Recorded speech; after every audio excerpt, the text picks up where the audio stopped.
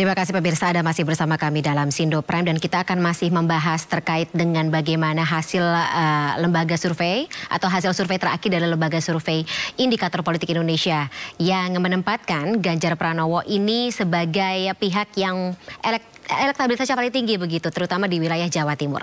Dan masih bersama kami peneliti Indikator Politik Indonesia Kennedy Muslim, Ketua DPP, maksud kami politisi PDI Perjuangan Guntur Romli dan juga Wakil Ketua Umum Partai Perindo Boyke Nofrizon. Masih bersama kami ya Bapak-Bapak? Masih. Ya, masih. Alhamdulillah. Mbak Fani. Yes. Tadi ada yang manggil, oh, oke baik. Saya ke Mas Ken. Mas Ken, apakah dari hasil survei tersebut juga bisa digambarkan atau terlihat begitu karakteristik dari pemilih di wilayah Jawa Tengah dan daerah istimewa Yogyakarta dan terutama di Jawa Timur begitu, yang bisa menjadi gambaran pemilih ini dari usia berapa saja, terus kemudian apa yang membuat mereka lekat begitu dengan Ganjar Pranowo sehingga Ganjar Pranowo unggul begitu di mata para responden ini? Ya, memang di survei kita, pertama tadi sebelum break kan Fani bilang bagaimana tren terkait dengan pentingnya Jawa Timur ya dalam konteks pertarungan politik di Indonesia. Memang dari semenjak sistem pemilihan langsung dianut di Indonesia, itu memang ada presiden siapa yang memenangi Jawa Timur itu akan memenangi pilpres secara keseluruhan itu. Tapi terbukti ya? Itu yang kalau di Amerika ada negara bagian namanya Ohio yang disebut sebagai bellwether state. Kalau Ohio-nya Indonesia itu di kalangan political scientist di sini itu sering disebut sebagai Jawa Timur gitu, sebagai battleground bellwether state. Jadi memang Jawa Timur ini sangat penting ya dalam konteks elektoral di Indonesia. Tapi saya ingin menyoroti yang tadi Mas Guntur Romli juga katakan di awal ketika memberikan komentar, hasil untuk Mas Ganjar ini memang menggembirakan tapi belum melegakan gitu. Karena kalau kita belah di analisa di kalangan pemilih NU di Jawa Timur sendiri yang merasa menjadi bagian dari NU itu ada sekitar 80% pemilih itu, sangat tinggi ya, maksudnya hampir seluruh, hanya 20% yang tidak merasa bagian dari NU gitu. Dan dari 80% tersebut ada sekitar 55% anggota mengaku sebagai anggota aktif maupun anggota tidak aktif dari organisasi Nahdlatul Ulama sendiri. Dan begitu kita belah terkait dengan pilihan capresnya, ini relatif seimbang antara Pak Ganjar dengan Pak Prabowo. Berarti memang Pak Ganjar ini masih ada PR untuk bagaimana memaksimalkan dukungannya di kalangan NU, karena seperti yang tadi saya analisa di bagian awal, sudah punya modal sosiokultural gitu, dan juga kedekatan harusnya Pak Ganjar harusnya bisa lebih unggul jauh gitu loh di kalangan pemilih NU. Tapi faktanya sekarang kalau kita lihat berdasarkan data, masih terbelah relatif sama di kalangan anggota aktif maupun anggota tidak aktif dari organisasi pemilih Nahdlatul NU itu sendiri gitu loh, untuk di konteks Jawa Timur. Oleh karena itu memang ke depannya Mas Guntur dan juga Mas Boyke punya PR cukup besar ya, karena seperti kita tahu Pak Jokowi kemarin unggul dari Pak Prabowo itu dengan angka yang relatif telak ya, 65% melawan 35% di Pilpres 2019 kemarin. Jadi Pak Ganjar punya PR cukup besar bagaimana bisa mengulang hasil Pilpres minimal melewati angka psikologis 50% itu tersebut. Interesting. Oke, Jawa Timur adalah battleground yang harus dimenangkan begitu kalau kita ingin memenangi pemilu. Dan itu juga harusnya berlaku ya di tahun 2024. Jadi gimana nih Mas Guntur dan juga Bang Boyke? Saya ke Mas Guntur dulu deh, terutama karena kita kan harusnya menunggu detik-detik begitu pengumuman dari siapa yang akan mendampingi Pak Ganjar Pranowo begitu. Apakah parameter atau pertimbangan ini juga digunakan mungkin memilih pendamping Pak Ganjar yang bisa menarik itu calon pemilih begitu di wilayah Jawa Timur khususnya, mungkin dari kalangan Nahdliyin begitu? Ya, terima kasih Mbak. Jadi itu memang menjadi salah satu pertimbangan mengapa ada tokoh-tokoh yang terafiliasi dengan NU yang disebut-sebut potensial menjadi pendamping Mas Ganjar. Misalnya nama Prof. Mahfud MD, kemudian Ibu Khofifah, Gubernur Jawa Timur sekaligus juga Ketua Muslimat. Kemudian juga nama seperti Mbak Yeni Wahid juga disebut-sebut ya, dan juga Mas Erik juga disebut-sebut lah ya. Dan ini kan semuanya nama-nama yang terafiliasi dengan NU untuk semakin menunjukkan, menarik identitas KNU-an yang menguatkan identitas KNU-an pada Mas Ganjar ya. Dan tadi memang benar seperti disampaikan oleh Mas Kennedy tadi bahwa persoalannya bahwa Mas Ganjar masih katakanlah tidak belum besar lah ya, belum 50% lah, belum separuh itu, karena memang persoalannya Mas Ganjar belum melakukan kerja politik, belum belusukan, belum keliling, dibanding misalnya dengan Pak Prabowo yang sudah dari 2014, 2019 punya jaringan di Jawa Timur ya kan, pemain-pemain politik di Jawa Timur, kemudian juga ada di situ sekarang Anies, kemudian Caimin yang juga dari PKB yang juga membangun jaringan kiai-kiai NU. Nah. Jadi memang masalahnya adalah waktunya sekarang Mas Ganjar mulai keliling seharusnya di Jawa Timur untuk semakin mendekatkan diri dengan masyarakat. Potensi bahwa menang itu ada, hanya sekarang bagaimana pemilih itu semakin menarik ya bagi ke Mas Ganjar. Ya itulah waktunya Mas Ganjar memang harus keliling ya untuk di Jawa Timur, ketemu dengan tokoh-tokoh, kemudian juga ketemu dengan masyarakat secara langsung ya, untuk semakin menaikkan elektabilitas Mas Ganjar yang ada di Jawa Timur. Selain tentu saja yang saya sebutkan tadi, nama-nama cawapres yang terafiliasi dengan NU yang semakin lama semakin menguat dari nama-nama yang saya sebutkan tadi. Itu Mbak Fani. Jadi privilege dong begitu untuk, ya maksudnya kalau boleh saya asumsikan dan juga ya teman-teman yang lain begitu yang menunggu nama-nama ini akan disebut, siapa yang akan disebut begitu oleh Ibu Megawati Soekarno Putri. Berarti antara Pak Erick Thohir, Pak Mahfud MD, Bu Khofifah dan juga Bu Yeni Wahid tidak akan keluar dari 4 nama ini. Iya, dan itu kan ya Ibu Megawati dan juga ya tentu saja dengan komunikasi dengan semua parpol-parpol pengusung ya, baik dari Perindo, baik dari Hanura, baik dari P3, kan semuanya kan dimusyawarahkan secara bersama kemudian diputuskan secara bersama-sama gitu Mbak. Oke, dan ini diharapkan bisa tentunya menutup begitu ya atau memperbesar margin dari kompetitor-kompetitor lainnya tentunya seperti itu. Betul sekali. Baik. Nah, Bang Boyko sendiri bagaimana begitu melihat strategi ini, terutama ya kalau kita melihat kan di poros koalisi atau poros kerjasama yang lain kan ada kompetitor yang cukup tangguh begitu untuk menarik perhatian dari calon pemilih di wilayah Jawa Timur. Kira-kira celah apa yang bisa dimanfaatkan kalau dari kacamata Anda? Kalau saya pikir gini ya, kehadiran Mas Ganjar sebagai calon presiden itu baru akan, dan itu belum diputuskan, belum disahkan oleh KPU.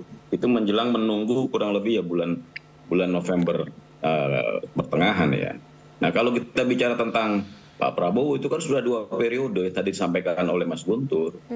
Beliau sudah berkomunikasi, sudah memiliki jaringan politik sebagai calon presiden 2014 dan 2019. Kan ini bicara bahwa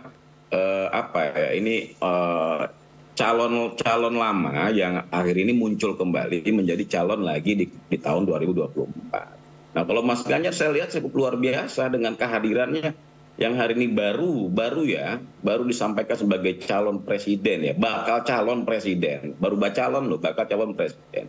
Yang pengesahannya akan disahkan oleh KPU kurang lebih tanggal 20 November nanti. Artinya kenaikan signifikan Mas Ganjar sudah tampak, gitu loh. Apalagi ketika hari ini beliau posisinya, alhamdulillah wa syukurillah ya, beliau posisinya ada di atas Pak Prabowo dan di atas Mas Anies. Ini kan luar biasa. Tentunya kalau bukan sosoknya Mas Ganjar, saya agak sulit ya menerawang, baik itu dari terawangan politik maupun terawangan lain ya. Kalau saya melihat, kalau bukan sosok Mas Ganjar agak sulit mengejar sangat tingginya Pak Prabowo sebelum Mas Ganjar masuk ya.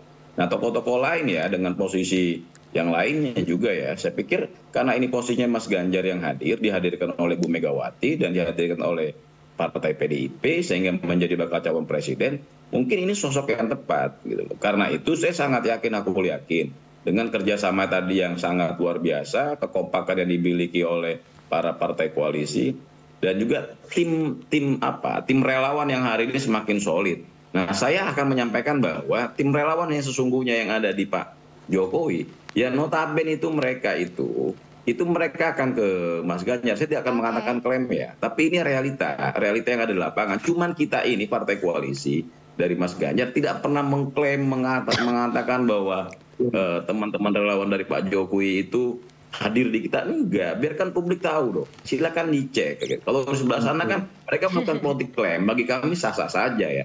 Tapi lagi-lagi bahwa DNA-nya Mas Ganjar adalah DNA-nya Nahdliyin gitu loh. Beliau gitu loh, DNA Mas Ganjar Nahdliyin, DNA Mas Ganjar ya DNA Pak Jokowi dari sumber politik yang sama. Terus apa yang mau dikatakan bahwa dia adalah bukan dari Nahdliyin atau bukan apa ya, bukan adik politiknya Pak Jokowi. Ya bagi saya masyarakat Indonesia akan mengatakan bahwa Mas Ganjar adalah adik politik Pak Jokowi dari DNA yang sama dan sebenarnya dari komunitas keluarga Nahdliyin. Jadi bagi saya kehadiran Mas Ganjar kenapa hari ini elektabilitasnya tinggi, alhamdulillah di Jawa Timur diterima, karena dia sosok figur capres yang bukan dibuat-buat gitu loh. Bukan ketika 5 tahun sekali, 5 tahun sekali dekat dengan ulama. Setiap 5 tahun sekali dekat dengan ulama, lalu viralisasi, lalu bikin acara yang dihadirkan oleh media nasional seakan-akan ya dekat. Bukan, Mas Ganjar bukan tipikal itu. Mas Ganjar sehari-hari memang beliau dari sumber seorang ulama. Jadi komunikasi beliau ya bukan komunikasi politik terhadap ulama. Berbeda loh. Kalau calon presiden yang lain atau calon-calon apapun ya, setiap 5 tahun komunikasinya komunikasi politik kepada para ulama. Kalau Mas Ganjar bukan komunikasi Mas Ganjar kepada para ulama. Pas lagi pemilu aja begitu ya Bang Boy ya. Di Jawa Timur, Jawa Tengah dan yang lainnya itu memang komunikasi batin gitu loh. Sebagai seorang keluarga besar dari kelompok komunitas Nahdliyin, dari kelompok komunitas yang beliau berkomunikasi dan sangat dekat dengan kelompok Nahdliyin. Karena kita bicara tadi sampaikan sama Mas Guntur, sejarah Mas Ganjar ya cukup luar biasa. Orang beliau dari santri kok gitu. Dan beliau hadir bergandengan tangan dengan para ulama, baik ulama Nahdliyin maupun ulama lainnya bukan Nahdliyin, maupun dengan Habib-Habib yang ada di sekitar Pulau Jawa. Itu bergandengan tangannya bukan bergandengan tangan 5 tahun sekali Mbak Fani. Gitu loh. Bergandengan tangannya itu setiap saat. Beliau dari mula beliau sebelum jadi anggota DPR, lalu beliau menjadi anggota DPR, lalu beliau menjadi gubernur, lalu beliau menjadi bakal calon presiden. Itu memang beliau bergandengan tangan jauh sebelumnya. Jadi penerimaan masyarakat terhadap sosok seorang Ganjar Pranowo di Jawa Timur dan Jawa sekitarnya itu bukan barang yang barang yang dihias-hias, bukan gitu. Memang beliau memang sosok seperti itulah. Dan beliau memang ada di setiap saat, baik di Pulau Jawa Timur maupun Jawa Tengah. Jadi kalau misalnya mungkin bisa digambarkan dengan pepatah Jawa begitu ya, udah bibit bebet bobotnya begitu, ya cukup dekat begitu dengan karakteristik wilayah atau calon pemilih atau magnet dari Jawa Timur itu sendiri begitu. Nah mungkin terakhir, Mbak Fani ya, gimana? Satu aja Mbak, ini loh. Capres-capres itu ya setiap 5 tahun itu coba untuk bergandengan tangan dengan para ulama. Ya, kita bisa mereka tidak bicara soal politik identitas ya. Wah, mereka tidak bicara soal politik identitas, tapi sebenarnya mereka melakukan gerakan politik identitas. Karena mereka berkomunikasi dan itu 5 tahun sekali loh. Mereka lakukan. Kalau Mas Ganjar, maaf loh, saya mengenal Mas Ganjar bukan 5 tahun. Setiap saat bagi beliau ulama itu memang sehari-hari beliau temui gitu. Jadi mana yang natural, yang alamiah, mana yang by design dan design. Tulus gitu ya. Baik. Mungkin sedikit saja Mas Ken. Maksudnya strategi yang digunakan begitu ketika untuk menarik pemilih di tahun 2019 gitu, apakah masih efektif untuk dilakukan di tahun 2024 ini, atau kita sebagai calon pemilih semakin pintar untuk bisa membeda-bedakan hal itu? Sedikit saja mungkin Mas Kennedy sebagai penutup. Ya, kalau kita lihat karena Pilpres kali ini ada 3 poros ya Fani, bukan 2 poros seperti Pilpres 2019 maupun 2014. Jadi saya melihat potensi polarisasi relatif lebih rendah kali ini, lebih minim kali ini dibandingkan 2 Pilpres sebelumnya. Jadi fenomena cebong dan kampret kemungkinan juga agak sulit ya berulang di kali ini. Tapi tentu saja ini masih hanya asumsi ya, karena musim kampanye resmi sendiri belum mulai dan biasanya mendekati dengan hari pemilu itu tentu saja beberapa 1-2 bulan menjelang pemilu tentu saja intensitas kampanye dan juga hoax maupun disinformasi itu semakin akan menguat ya, maksudnya. Jadi tapi sampai saat ini saya rasa potensi polarisasi itu relatif rendah, dan juga kita melihat masih terkait dengan efek dari narasi yang sekarang berkembang lebih kepada narasi keberlanjutan melawan narasi perubahan, itu saja gitu yang kita lihat. Ya, kita harapkan sih seperti itu, maksudnya ada perbaikan begitu dari pesta demokrasi di tahun sebelumnya dengan yang tahun ini, sehingga bisa menjadi gambaran ke depannya kita sama-sama berkembang gitu, terutama yang dicontohkan oleh elit-elit politik dalam setiap kali tahun politik ini tiba. Baik, saya mau ucapkan terima kasih banyak sebelumnya atas insight-nya begitu Mas Freddy dan juga waktunya. Mas Guntur Romli serta Mas Boyke Nofrizon. Kita akan lakukan kembali gitu melihat bagaimana hasil dari lembaga survei, terutama dari Indikator Politik Indonesia ini akan dilakukan lagi ke depannya, pergerakan atau dinamika seperti apa yang terjadi, dan akan kita bahas lagi. Tapi terima kasih sebelumnya atas waktunya pada malam hari di Sindo Prime. Salam sehat selalu Bapak-Bapak. Kita jumpa lagi di kesempatan lainnya. Sampai jumpa, selamat malam.